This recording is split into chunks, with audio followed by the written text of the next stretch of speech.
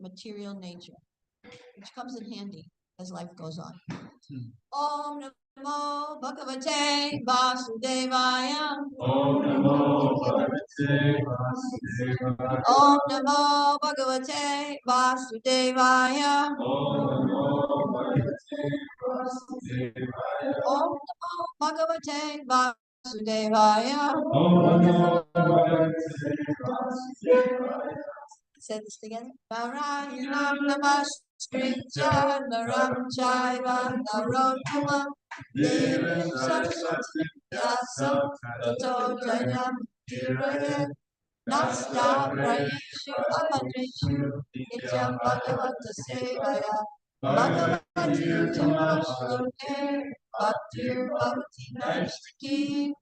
Before reciting the Srimad Bhagavatam, which is our very key of conquest, one should offer respectful obeisances unto the Lord, the Godhead Narayan, unto Narayan Rishi, the Supreme, unto others, and Srila Vyasdev, and Srila Prabhupada, the translator and commentator, by regular attendance in classes on Bhagavatam, and by rendering a service unto everyone, all that is chosen to heart is almost completely destroyed, and loving service unto the personality of Godhead, who is praised in transcendental song, who is established as an irrevocable fact. Thank you for that enthusiastic thought. Hare Krishna. I'd like to start off by thanking you all for that very kind words that you wrote on that card that I was given last week. So Hare Krishna. Much appreciated. Hare Krishna. So we are covering, we're on 27, chapter 27, Understanding Material Nature. We're doing verses 6 through 16. Is that correct? 16? Only 11 verses. No problem. Got plenty of time. Okay. Let's just go right in and read the verses in English. Our verse that we're going to concentrate is verse 6, but we'll come back to that, okay? So, I'll read the first one. You guys can do the next, okay? One has to become faithful by practicing the controlling process of the yoga system, must elevate himself to the platform of unalloyed devotional service by chanting and hearing about me.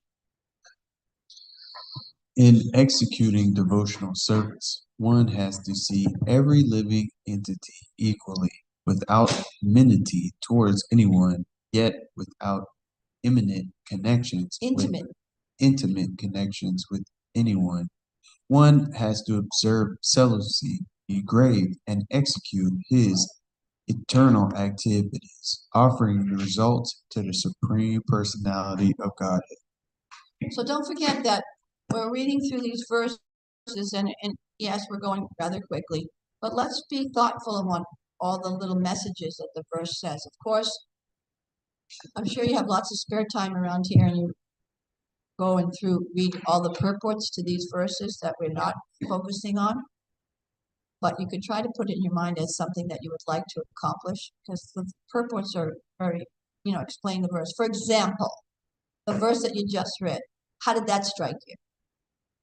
Like easy peasy, we'll just do it. You want to speak into the mic? Yes. Person without intimate connections with anyone. Yeah. So, and there's a few other. We'll get to that, but there's another one too. A few other things. See just even the first instruction. See every living entity equally.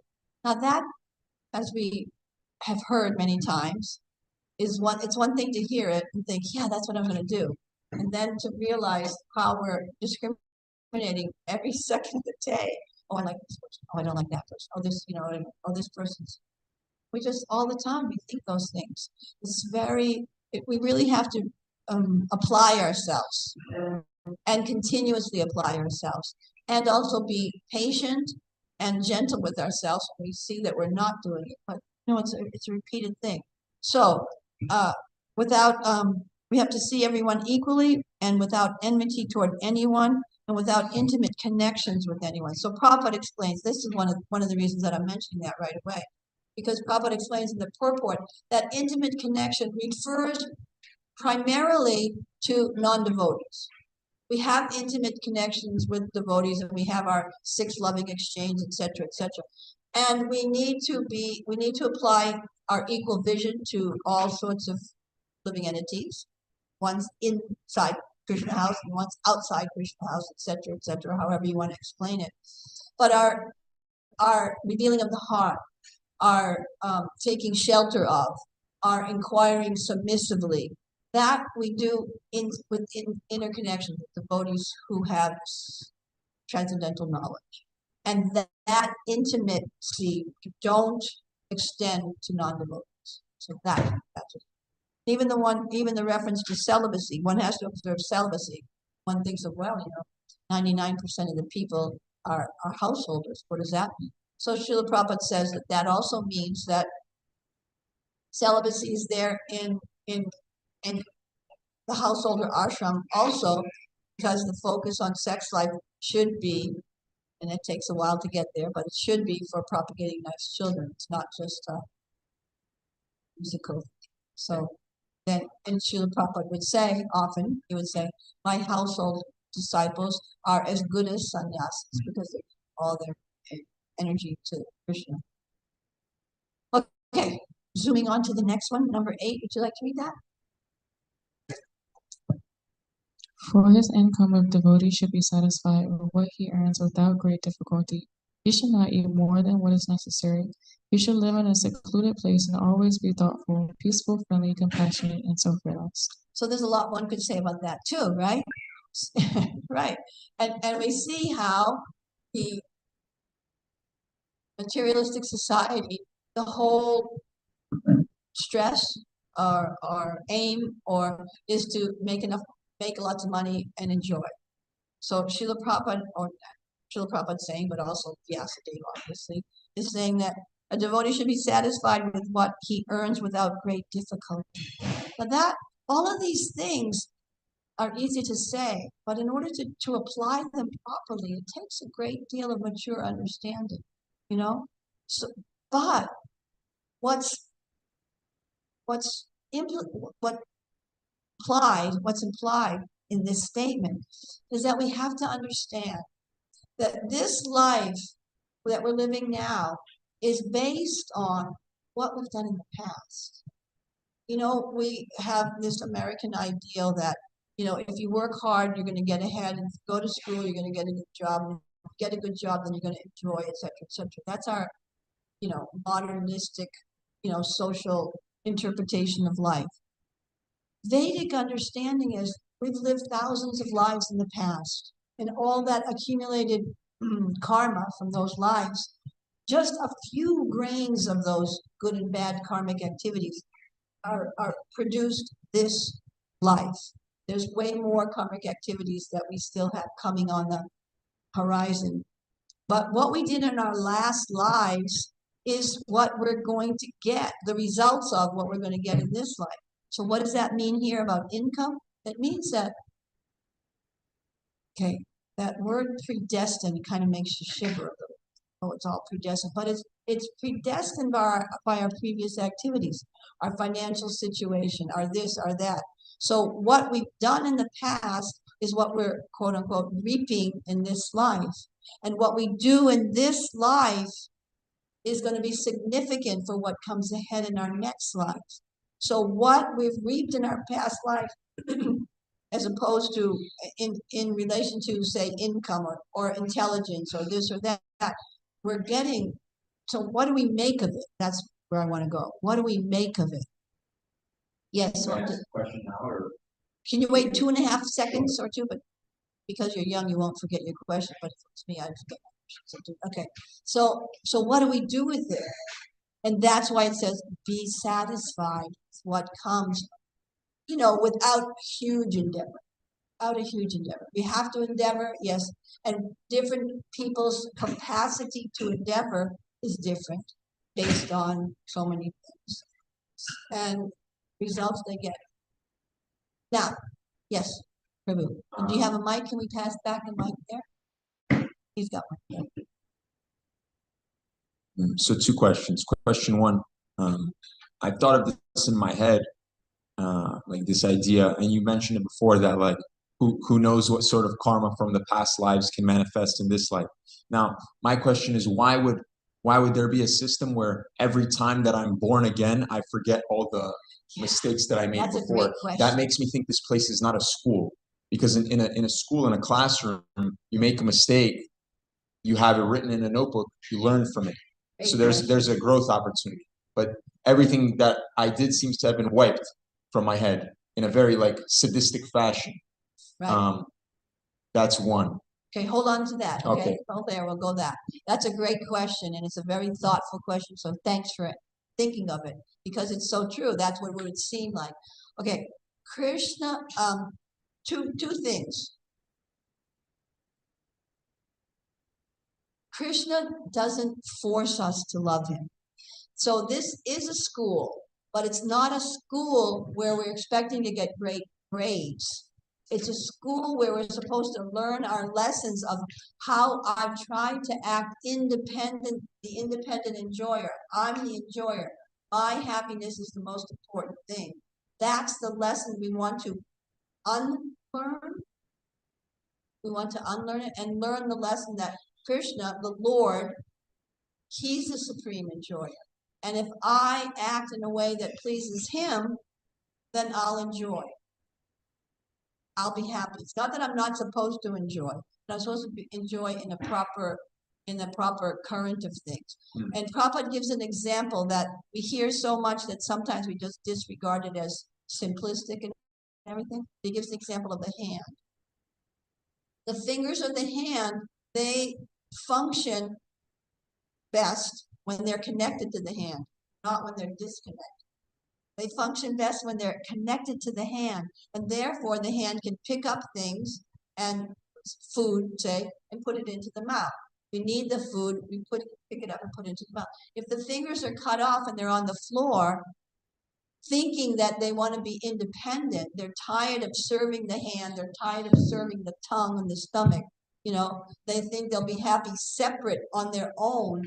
That's what the lesson is that we need to learn. When, that's the lesson that we're here in this material world for. And that's why there's that space.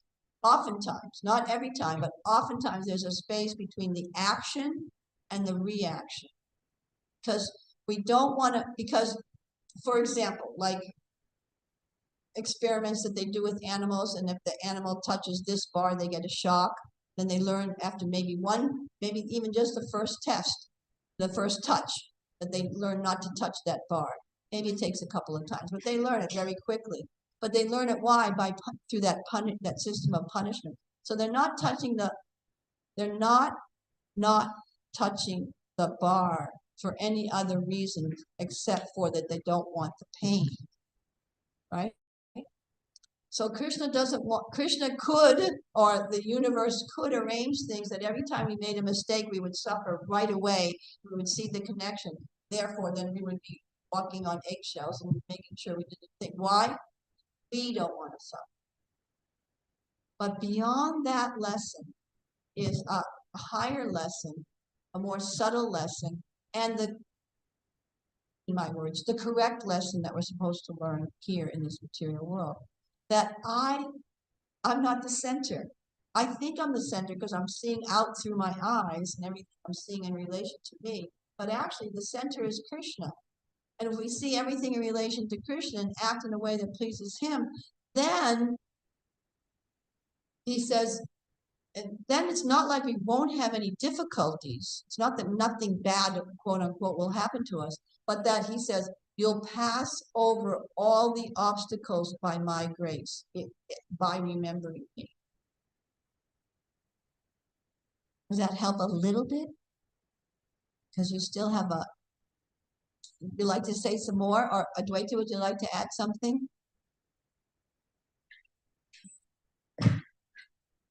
Or anyone else also?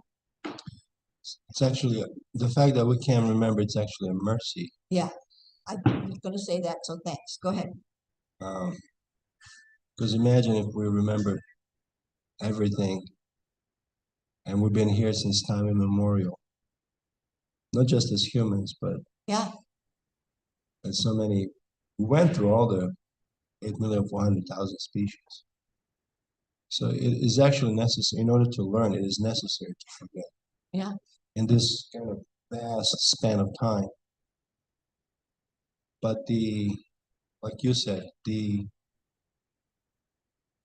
conditions are designed for learning.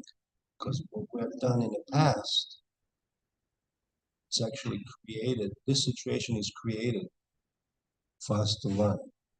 That we know. And what we're doing now, depending if we're passing or failing, that's going to impact our future. Yeah. So it's not that, we are completely forgetful. We might be, but Krishna is not. Krishna is not forgetting. Yeah. So he always is there and helping along the path, Right. facilitating. Facilitating, right. And mercifully guiding. But it's a question of being able to hear the Lord's guidance. And that's not possible right from the very beginning. But as the heart becomes cleansed, then you're able to listen. Sometimes we just use the word guilty conscience. What does that guilty conscience mean? Sometimes it's messages from the super soul saying, don't do this. And we disregard that and do it anyway. And then the next time, just even a little quieter. Don't do this. And it's much easier to disregard. And then the message gets even quieter. Because we don't want to hear. But if one wants to hear what the messages of the Lord are by hearing and chanting, which is what we're supposed to get to in number 6, but we'll get back there. Then it becomes more clear. This is a guidance from the Lord. I should follow. Yes. Yeah, but to me that's counterintuitive. Like if you're a teacher and you want a student to learn something, makes the mistake once and twice, you're not gonna reel back in your disciplining of the student for him to learn lessons. You're gonna enhance the discipline. So Yes. it's a positive feedback, not a negative feedback of like, oh, he did it wrong, I'm gonna go quiet. He does it wrong again, and the student's not gonna learn it. The student's gonna learn, oh, that's okay. But if the super soul's voice gets quieter progressively. It might appear like that, but if you just hang in there, you'll see that actually, okay, another concept is that we're thinking that this is a really long life. But now let's just go to that concept of eternity again, which is actually quite impossible to understand because we only experience things that have beginnings, middle, and end. That's what we've experienced, with our eyes looking forward. But so anyway, the concept of eternity means we've had millions of lives before, and we'll have, we'll exist all forever in the future in different forms, whatever. So this life and these lessons, and even this 8 million, this time that we're in the material world, traveling through 8,400,000 different species of life, seems like a really long time, and it is, but it isn't. It's just a flash. Then when you go upward to the higher planetary systems, the lifespan is much longer, and the spiritual world, that everything is existing eternally. And I forgot my point already. I was going to say about time. Sorry, it happens. Yes. But he also has a point too, but yours and that, good answer. Go ahead. Okay. I just wanted to say that impressions are still left on the subtle body throughout different lifetimes. Yeah. So the impression from the last lifetime still comes over to the next lifetime. They often do, and especially when you're young. Especially younger children have more vivid impressions of this lifetime. You forget it. I just wanted to back onto that point of eternity, that this whole, thank you, Krishna. Now the point was that when that glorious day comes, that when it returns to the spiritual world, you'll see that our absence from the spiritual world has just been a second or two. That's what I want to say. Okay. Your turn. It kind of makes me think about the infinite knowledge that we behold. We hold a lot of knowledge and wisdom. And even if we don't think that we have it in this lifetime, we still have it in this lifetime, but it's like we're even at our age, we're still children and we don't know everything because it's supposed to be fun. It's supposed to be adventurous. It's supposed to be that childlike mind. It's like, well, what do I do next? And what can I learn next? What can I study next? Because the universe in itself is like a beautiful board game. And you get to find new characters or people and have have a lot of fun and adventures. So I feel like you only despise the lessons that you learn when you are a victim and you feel like, oh, why me and everything's happening to me. But there's nothing happening to you. Everything is for the love that Krishna universe that you have for yourself. So um, yeah, everything is within you. Thank you. That's a very nice point. It's true. It's there, and we need to uncover it from the contamination that covers it. Let's, unfortunately, but let's go on and see if some things aren't cleared up as we go along. We're on text 9, right? Okay, we did 8 for income. Okay, 9. Someone like to read 9? Seeing power should be increased through knowledge of spirit and matter, and one should not unnecessarily identify himself with the body and thus become attracted to bodily relations. Should be situated in the transcendental position beyond the stages of material consciousness and should be aloof from all other conceptions of life. Thus, realizing freedom from false ego, one should see his own self just as he sees the sun in the sky. A liberated soul realizes the absolute personality of Godhead, who is transcendental and who is manifest as a reflection even in the false ego. He is the support of the material cause, and he enters into everything. He is absolute, one without a second, and he is the eyes of the illusory energy.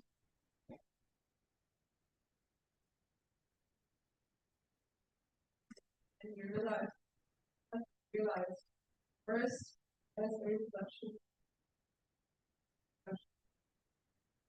Although the sun itself The self-realized soul is thus reflected first in the threefold ego, and then in the body, sense, and in the mind.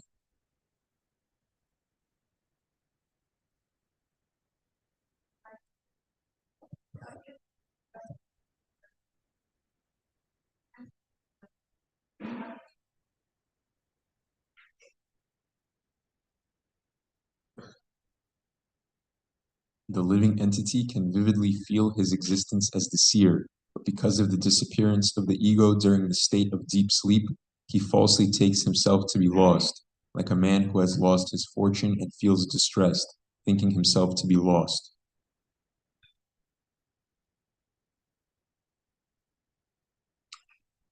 When by mature understanding one can realize his individuality, then the situation he accepts under false ego becomes manifest to him. Thanks. So that's our scope of verses. Each one you could speak about probably for at least 2 days, but on number 6. So I'll just, it's already, okay. Yamadipir Yoga Patar Abhyasan Shradhananvita Abhyasan Shradhayanvita Mai Bhavena Satyena Mai Bhavena Satyena Matkata Shravanena Cha Matkata Shravanena Cha Yamadipir Yoga Patar Abhyasan Shradhayan Vita Mai bhavena satyena matkata shravanena cha. Please chant. Yamani Vir Yoga Patar Amyasan Shradayan Pita Mai Bhavena Satyena Matkata Shravanena Cha. Yamadvir Yoga Patar Yamani Vir Yoga Patar Abhyasan Shradhayan Vita Amyasan Shradayan Pita Mayi Bhavena Satyana Mai Bhavena Satyena Matkata Shravanena Cha. Madkata Shravanena Cha. Let's do the word for word together. Yama Adibi, beginning with Yama. Yoga Patai, by the yoga system. Abhyasam, practicing. Shradhaya Anvita, with great faith. Mai, unto me. Bhavena, with devotion. Satyena, unalloyed. Matkata, stories about me. Shravanena, by hearing. Cha, and. Here's Srila Prabhupada's translation and his purport. One has to become faithful by practicing the controlling process of the yoga system and must elevate himself to the platform of unalloyed devotional service by chanting and hearing about me. Let's say it together. One has to become faithful by practicing the controlling process of the yoga system and must elevate himself to the platform of devotional service by chanting and hearing about me. So I'm just going to read the purport, if you don't mind, because I'm just going to interrupt you guys all the time if you guys start. Okay? So, Srila Prabhupada's purport. The very first thing he does is explain what this yoga process is that's mentioned in the verse. One has to become faithful by the controlling process of the yoga system. So, first sentence. Yoga is practiced in 8 different stages. Yama, niyama, asana, pranayama, pratyahara, dharana, dhyana, and samadhi. So that's a very progressive, very systematic path. Many people, and Prabhupada is going to mention it, many people consider yoga just to be the hatha yoga, the exercises, the asanas, and even the asanas that they practice in your typical yoga class are very, very basic. But the whole point of following the whole process of yoga is to calm the mind down, control the mind, and be able to fix and focus the mind on spiritual life. That's the process. That's the point of these things. So Prabhupada further says, Yama and Niyama mean practicing the controlling process by following strict regulations. So Yama means things that are positive to do. Niyama means things that you shouldn't do. The do's and the don'ts. Do this, don't do that. Don't eat too eat frugally or eat what's necessary, don't overeat. Do this, don't do that, because they all have different effects. And that also ties in a little bit with our discussion on karma.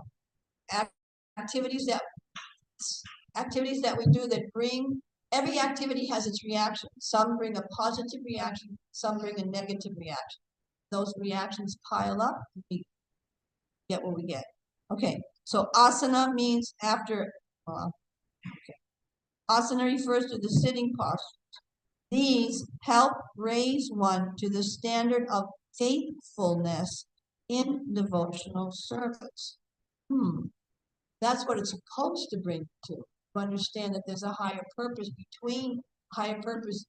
for doing these rules and regulations, do's and don'ts, and the sitting posture is to control the mind so that one can take it off of thinking that I'm the enjoyer of matter and focus it that Krishna is the supreme enjoyer, and by service to Krishna, then I'll be happy, not any other way. Of course, we've served matter for so long, and it's not that we haven't received some happiness. we have. Therefore, we keep making attempts to rearrange things so that we'll get more uninterrupted happiness. But the nature of the material world and the nature of material happiness is it's temporary. Whereas spiritual happiness is what Chaitanya says in Shikshastra, Ananda Buddhi Vardhanam. It's eternal and ever increasing. So that's where you want to. Okay, so these processes of yoga. So in other words, the process of yoga, as described in the scriptures, is a very bona fide process for self-realization. But as Prabhupada will further explain, it's an indirect process. And the process of dedicating one's life in the service of the Lord, in this process of Shravanam, Kirtanam, hearing and chanting about the Lord, is the direct process. Sometimes it's compared to walking, you want to go up to the higher floors of a building, you can walk up the stairs. Well, that's okay, you'll get there. But you could also take the elevator. So Krishna consciousness is compared to that quicker, easier, and sublime process of like taking the elevator. So Prabhupada says these help raise one to the standard of faithfulness and devotional service. The practice of yoga by physical exercise is not the ultimate goal. The real end is to concentrate and to control the mind, to train oneself to be situated in faithful devotional service. And Prabhupada goes on, bhavena or bhava is a very important factor in the process of yoga or any other spiritual process. Bhava is explained in Bhagavad Gita 10:8. Buddha bhava samanvita. One should be absorbed in the thought of love of Krishna. When one knows that Krishna, the Supreme Personality of God, is the source of everything, and that everything emanates from him, aham sarvasya prabhavo, then one understands the Vedanta aphorism, Janmad Yasyaya Taha, which means the original source of everything, that Krishna is Janmad Yasyaya Taha, is the source of everything. And then he can become absorbed in bhava, or the preliminary stage of love of Godhead. So, summarizing what Prabhupada's saying there is that to come to the stage of love of God, one needs to actually, as pointed out, be faithful in hearing about Krishna and realizing that Krishna, it's actually Krishna's the source of everything. Krishna's the supreme. He's the enjoyer. And when as that example goes, and when I'm connected with him through service, then things work out fine. And when I'm not connected with Krishna, I'm on my own, struggling to be happy on my own, I'm in a temporary situation. I'm in a place where happiness and distress come all the time. Nothing is constant. And I'm only able to experience a very limited amount of pleasure. In comparison, it's not a good deal. But how do you understand that it's not a good deal if you don't hear of the spiritual world, or hear of the process of devotional service, hear the pastimes of Krishna, or hear how merciful he is by arranging all these things? Another aspect of our conversation earlier, too, is that Krishna, because he wants the living entity to love him by their own volition, he is neutral. If somebody chooses to try to act independently, then Krishna's providing facilities so that they can act independently, providing a place where that one can try to fulfill his desires. So many varieties of ways. We have billions of different types of desires. So he's giving that facility. That's because he loves us in a neutral, in that way, that if you don't want this, then okay, here's that. Try to enjoy here. This is the material world. Back to the purport. Srila Rupa Goswami explains very nicely in the Bhakti Rasamrita Sindhu, which is we have as Nectar of Devotion, how this bhava, or preliminary stage of love of Godhead, is achieved. He states that one first of all has to become faithful. Shraddhayanvita, that's the word purport from the verse. Do you know some of you know the verse that's being referred to already? Srila Rupa Goswami's verse that's cited in the Nectar of Devotion. Ada Shraddho. Anyone knows that? Hare Krishna, welcome. Hi. So anyway, this verse, Prabhupada's paraphrasing it here. He says, first of all, one has to become faithful, Shraddhayanvita. Faith is contained by controlling the senses, either by yoga practice, following the rules and regulations, and practicing the sitting postures, or by engaging directly in bhakti yoga. Okay, so how is that faith? Let's talk about the practical application of how one develops faith. First of all, it happens through hearing, because by hearing, somehow or other coming in contact with Krishna consciousness or whatever, somehow or other, one begins to hear the philosophy. And by applying the philosophy, maybe it strikes one as interesting, maybe it strikes one as curious, maybe it strikes one as I don't want to hear anything else about it. Anyway, that's there, that option is there. But if one hears something and it sounds, well, oftentimes I was thinking when you were speaking, how oftentimes we hear something and it resonates within us. You know, you're saying it's all within inside of. So I know I had the experience when I first started reading Prabhupada's books before I even considered joining the temple. I would read something and it would strike me in such a way like, yeah, Srila Prabhupada would formulate something that I had been thinking of, but in quite a fuzzy way. And he would formulate it and say, and then I would say, yeah, that's exactly what I wanted to say, but it wasn't at that level. But still, I would think, yeah, or something would resonate. Yeah, that's right. Of how this material world, one tries and tries and tries and tries to be happy and meets up with so much, pain and suffering. And then you'll say something like, this material world is not a place to be happy. Yeah, that's right. We're happy to some extent, but it's a very limited extent. And when he says it like that, it's like, going. So continual hearing will bring one to a level of wanting to maybe follow a little bit, maybe just a little bit. Maybe we'll hear about how chanting Hare Krishna is so important, and we'll chant a little bit, and we'll get a little taste. You'll get a little taste from the kirtan. You'll get a little taste from associating with devotees. You'll get a little taste from taking prasadam and being happy, and then you'll see that unofferable and unmentionable type food substance. It's not a comparison practice. So by experimenting or doing or trying a little bit, because we've heard something, then we're encouraged to hear some more and try some more. That's one of the points that's very important here.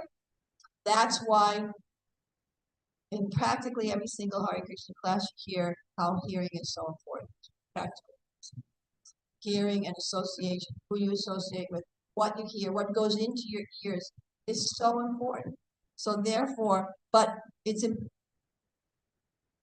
what goes into your ears will come out your mouth. So therefore, again, another reason why try to put as much or transcendental sound vibration through your ears as possible, because that's what's going to be coming out. Of the 9 different items of bhakti yoga, in which I notice are starting to be on this little board over Shravan Kirtan Vishnu, the 9 different items of bhakti yoga, the first and foremost is to chant and hear about the Lord. That is also mentioned here. Madkata Shravanena Cha. One may come to the standard of faithfulness by following the rules and regulations of the yoga system. That's a bona fide process. One will make progress like that. But, he says, yoga system, and that same goal can be achieved simply by chanting and hearing about the transcendental activities of the Lord. The word cha is significant. Bhakti yoga is direct, and the other process is indirect. But even if the indirect process is taken, there's no success unless one comes to the full, complete hearing.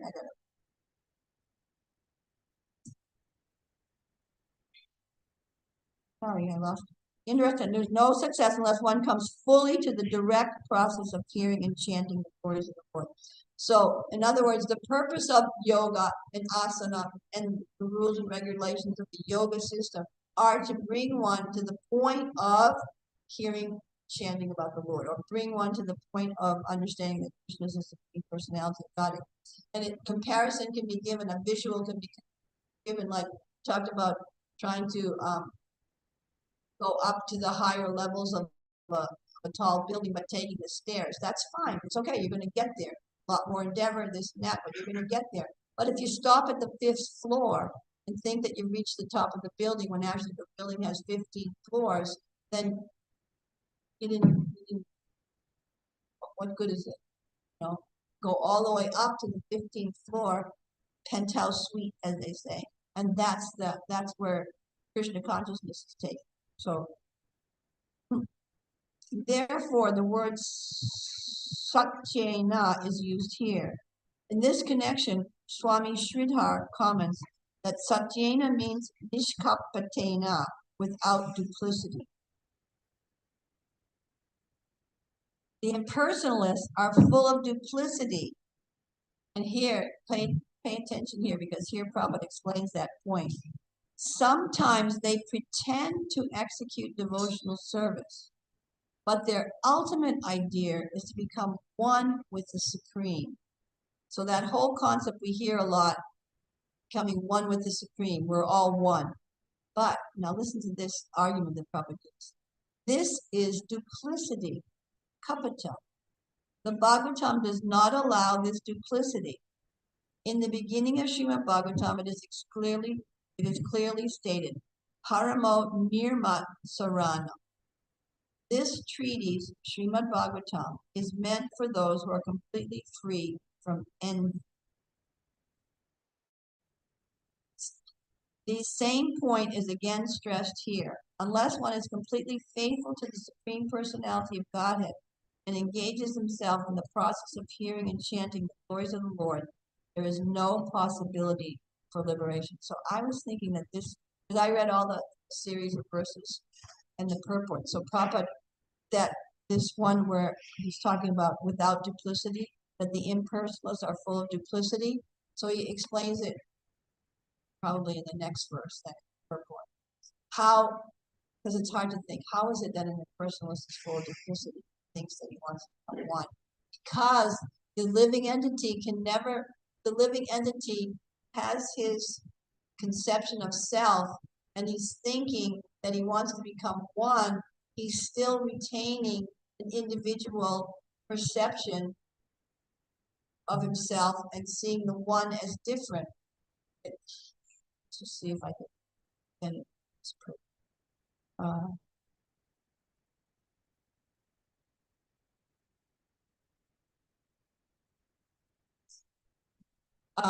so they're even though they talk about becoming one, it's just like the idea of someone in a dream sees his head being cut off.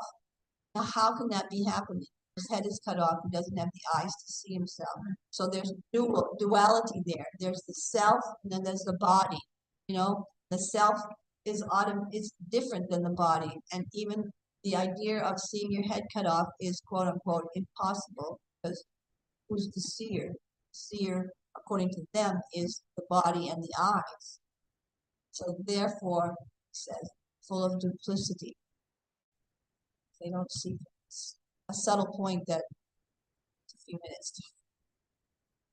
But anyway, so this is the one of the major takeaways from this one verse, the verse number 6, is that again that the process of advancement, path of advancement, is enhanced by our taking advantage of the opportunity to hear. Because by continual hearing, it solidifies that the transcendental knowledge, encourages us to go forward. It gives us a higher taste. That higher taste again encourages us to go forward. Therefore, and therefore, and therefore, when there is so much input of material vibration in the ear and in the mind, then progress becomes much slower. Thoughts, questions, comments, clarifications of that confusing babbling that I just gave? Sorry.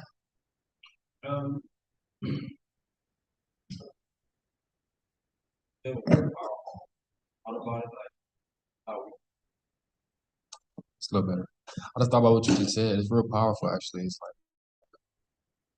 like we were like right now we can watch our lives, you know, and to see how we are uh, just in this world, but also with the things that we have to battle, like you know, Yeah. like kind of like the other day, like that. Yeah, it's like wow, like you really can see yourself from like the outside. Well, it's really the only perspective really is like see yourself, and this is interesting. It's like watching yourself in a movie, you know, Yeah, and just see what you. yeah.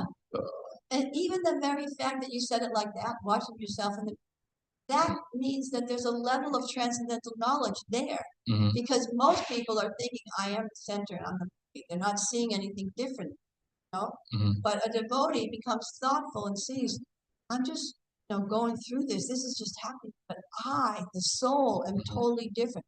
And that's what takes practice. It mhm, takes practice of constantly hearing all the nuances, the subtleties of how we're different from our body. We can say, oh yeah, you're not your body, your spirit, soul. Okay, great.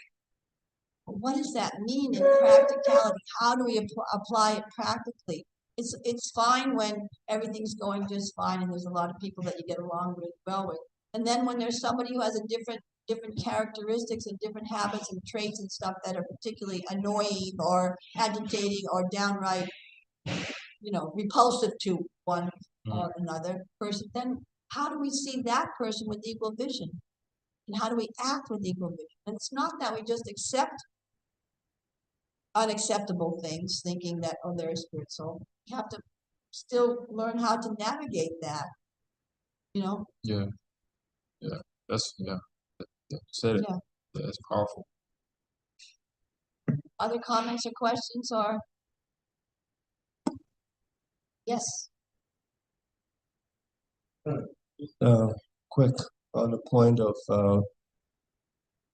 Krishna's lesson being counterintuitive, that was mentioned earlier. It's not that Krishna's voice within us gets quieter because he doesn't want us to learn. Good point. Yeah. It's because we're in a school of love, and life is the school of love, life itself, and love is never forced. So once I heard that the distance between us and God is always the same. It's always the same. Like he's the first thing right there. But if there's a perception of distance, guess who moved? We moved. He moved. So Krishna is very respectful of our free will. He's going to always honor that. He's not dealing with, spiritual, we are children, as somebody mentioned, but we're also cognizant, we're grown up presently. So he's going to, no matter what, he's going to always respect our desire. And during the test, and we are tested throughout life, teacher is not, you won't hear a teacher. Teacher is very quiet. It's during the lessons, like our reading, our studying, our associating, this is our learning process. But when we're out there in life, man, yeah, you will hear signs, you will hear Paramatma, as you say, the conscious. You might see the invisible hand of God also moving things in your life. But during the test, yeah, teacher is quiet. He's not going to help you per se. You got to do it. Krishna will never do it for us. Mhm. We got to do it. Thanks. And then one thing, one little phrase that you see Krishna's hand in on our activities. Quite a few years ago, I had this mini realization, but it's really helped me that if you look for Krishna's hand in your life, then you'll see it. And if you don't look for it, you'll never see it. But if you're looking for it, you'll see all the things that are happening, quote unquote, by chance, aren't by chance. It's Krishna's kind hand, directing us in different ways. And if we appreciate that, then we'll be able to see it more and more in our life. What was that? How about you like an flip shop RV? Yeah. And then everybody kind of knows. And when you shop at vehicle, but once you start shopping for it, think about Totally true. you see it everywhere. Yeah. It's like it's been there, but you go and look. Yeah. So that's Good perfect. point. Yeah. And or have you noticed too, same thing you could say, when a person becomes attracted to a person of the opposite sex, that's all they're thinking of. That's all only that person. They were there all along, but when the attraction came manifest, then the memory became, focused in on that. So same. So that's one of the reasons, one of our reasons, or why we're trying to hear and hear and hear and hear and hear more, so that our attraction will increase. Yes. Thank you. Thank you. Thank you very kindly. All glories to Srila Prabhupada. Vanchakalpatru Vasyakripasin Chalpatitanam Pabhyo Vaishnavyo Namo Namaha. Hare Krishna. Hare Krishna.